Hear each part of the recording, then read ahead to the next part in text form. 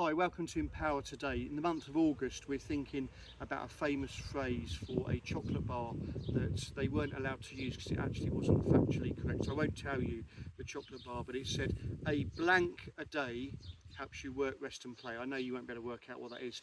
We've changed the blank to prayer. A prayer a day helps you work, rest and play. We looked last week at work and we looked the week before at prayer. Today we're looking at rest.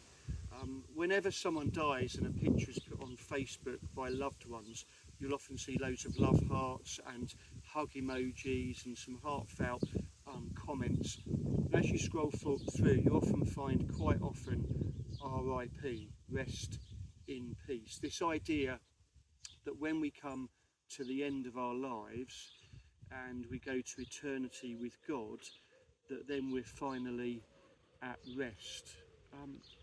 I get that, but it makes out kind of that rest is the enemy of work, when actually rest isn't or shouldn't be the enemy of work. We do live in a culture where that can feel real, where it's almost, I work for the weekend, so I hate my job, I don't really like it, but it gives me the money I need so that I can work hard and then live at the weekend.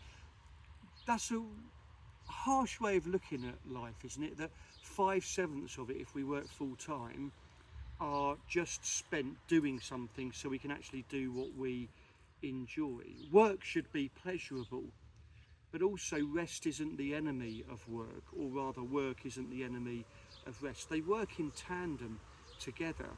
We work and we rest. Jesus says, I think it's in John chapter 15, that if you abide in me, you will bear much fruit. Basically what Jesus is saying is, if you rest in me, then you'll be really fruitful in your life, in how you work and how you are as a family, or if you live on your own. But it starts, interestingly I find, with abiding, with resting. So often in our culture we do it the other way around. We work like dogs and then we rest. How often has someone said to you when you come back from a holiday, do you feel refreshed? And basically what they're saying is, we know you were knackered while you were working and near to burnout. Hopefully you've got your stuff together on holiday so you can go again and you can burn out again. Why do we live in that culture? Rest so that you can work.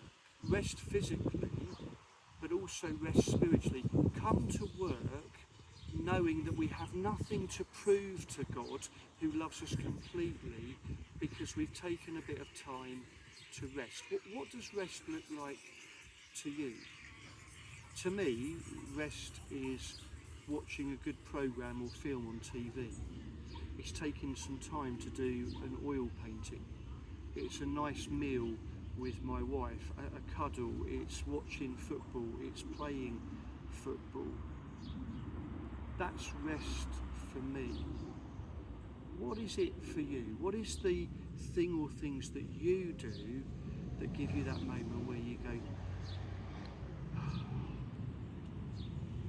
if you can't remember, I encourage you to stop this DVD, whatever it is now, and just write down, what are the things that give me life, that help me breathe? And then introduce at least one of them into your life this week, so that you can work, rest